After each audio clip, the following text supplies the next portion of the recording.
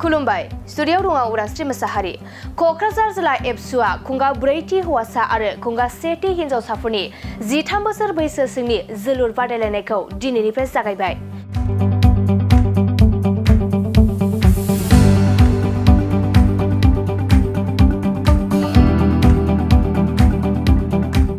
बड'फा गेजेरथियारि सोलायनाय मावथांखिजों लोब्बा लाखिनानै क'क्राझार जिल्ला एबसुआ खुंगा 4थि हौवासा आरो खुंगा 1थि हिनजावसाफोरनि 13 बोसोर बैसो सिंनि जोलुर बादायलायनायखौ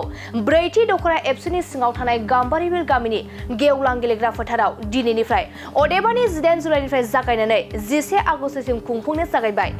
दिनैनि गिबि सान एबा जागायनाय हाबाफारियाव मिरु एबसुनि लोगो आफादगिरि खोरोमदाव वारि बिथाङा गाहाय आलासि महरै बाहागो लानायनि गेजेरजों जोलुर बादायलायनाय हाबाफारिखौ बेखेवना होयो। लोगोसे बाहागो लानायनि गेजेरजों बिथाङा खौरांगिरिफोरनि सिगाङाव दुलाराय बर' फरायसा आफादा बड'फा फुटबल क्लाब मुंनि रेजिस्टार क्लाब खालामबाय आरो बे क्लाबजोंनो 23 बोसोर बैसो सिंनि जोलुर जोगिरि हौवासाफोरखौ स्टेट लेभेलसिम जोलुर जोहोनो थांखि लाबाय होननानै बुंथियो। दिनै क'क्राझार जिल्ला दुलाराय बर' फरायसा आफादनि बानजायनायाव 13 बोसोर बैसोनि हौवासाफोरनि जोलुर बादायलायनाय चेम्पियनशिप बेयो इन्टार आनसलिक जागासिनो दङ आरो लोगोसे हिनजावसाफोरनि 13 बोसोर बैसो गाहायनि बिथांमोना सेथि खेब बेखौ बानजायगोन आरो बियो दुलाराय बर' फरायसा आफादनि बड'फानि गेजेरथियारि सोलायनायनि मावथांखिनि मोनसे बाहागो। मानोना जोङो माखासे जोंनि बर' माहारिखौ गोजौ फारसे एबा गेरेमसा माहारि खालामनो थाखाय गेलेमु बिथिंजों नोजोर बोनानै जोङो फुटबलाव बा जोलुर बादायलायनायाव दुलाराय बर' फरायसा आफादा बे उन्दै उन्दै फंबाय बिनानावमोनखौ लानानै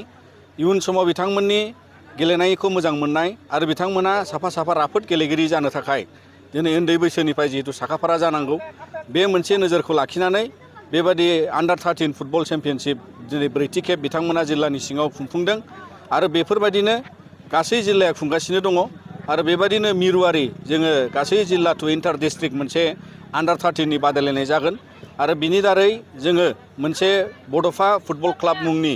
जि जोंनि फुटबल क्लाब एबसुजों बानजायजानाय बे रेजिस्टार जाबाय आरो बे क्लाबनि दारै जोङो बिथांमोन फंबायमोनखौ बे आन्डार 13 गेलेगिरि जे प्लेयार टिम बेखौ मोनसे सायख'नानै जों स्टेट लेभेलाव गेलेनायनि साखाफारा खालामगोन आरो हिनजावसा हान्जाखौबो बेबायदि देग्लायनिफ्राय साखाफारा खालामनायनि लामायाव दिनै बिथांमोना हान्जा हान्जा गेलेनो ओंखारबोदों आरो दिनै जों फोथायो जे बर' हारिनि गेजेराव आरो गुबुन गुबुन हारिनि गेजेरावबो जे गेलेनायजों फुटबल गेलेनाया मोनसे बिराद गिदिर मोनसे गोसो बोनो हानाय मोनसे गेलेनाय लोगोसे लाइमोनफोरखौ गोथों लामाजों लांनो थाखाय गेलेनायनि डिसिप्लिनजों लोगोसे गावनि जिउ राहा लामा दानायाव मोनसे डिसिप्लिन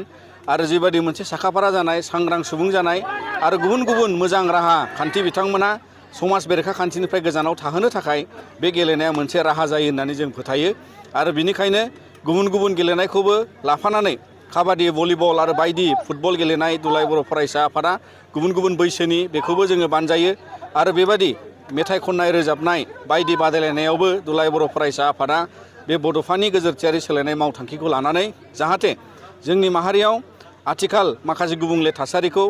गैया खालामनो थाखाय लाइमोनफोरखौ बिनिफ्राय बोथ्रोदनो थाखाय बेखौ एरायहोनो थाखाय दिनै ड्राग्सनिफ्राय एरायहोनांगौ दङ। दिनै गुबुन गुबुन जोंनियाव समाज बेरेखा खान्थि जागासिनो दङ। मबाइल बांद्राय बाहायब्रेनायनिफ्राय बिथांमोनखौ गोजानाव दोननो थाखाय गेलेनाया मोनसे फिजिकेलि मोनसे बिराद गिदिर राहा मानसिनि देहानि थाखाय आरो बेबादिनो सुबुं समाजाव जोङो गोथों लामा लानो थाखाय मोनफा मोनफा राहा लाहोनायाव बेफोरबायदि माखासे दुलाराय बर' फरायसा आफादा जों गुबुन गुबुन हाबाफारि आथिखाल रनसायगासिनो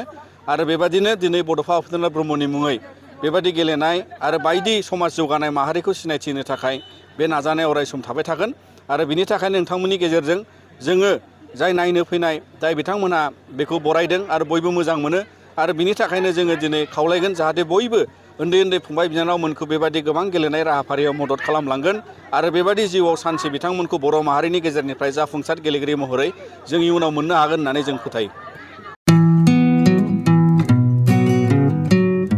मोनसे फोसावथाय नोंथांमोननि थाखाय मोनसे गोजोनथाव खौरां लानानै फैदों। चिरां जिल्लानि सिङाव थानाय काजलगावनि सिफुं हटेलखौ गुवाहाटी नोगोरनि साखाथियाव थानाय सानसारियाव गोदानै मोनसे सिफुं हटेल ब्रान्च खुलिनाया नोंथांमोननि थाखाय गोजोनथाव खौरां लानानै फैदों। नोंथाङाबो जुदि गुवाहाटीयाव थायोब्ला एबा गुवाहाटी नोगोराव दावबायहैनाय समाव बर'नि दोरोङारि ओंख्रिखौ जानो लुबैयोब्ला गुवाहाटी नोगोरनि साखाथियाव थानाय सानसारियाव गोदानै बेखेवनाय सिफुं हटेलाव थांनानै जाहैनो हागोन।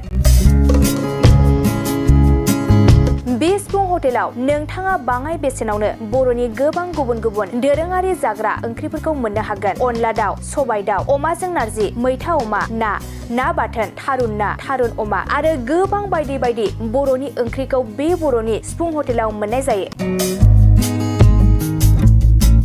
सोरबाफोर जुदि बे सिफुं हटेलाव बर'नि संनाय खावनायखौ जानो थाखाय सिगांग्रो अर्डार हरनोब्ला नैबे 9864747796 9954772037 जामबुं नम्बराव कल खालामनानै बुकिं खालामहरनो हागोन।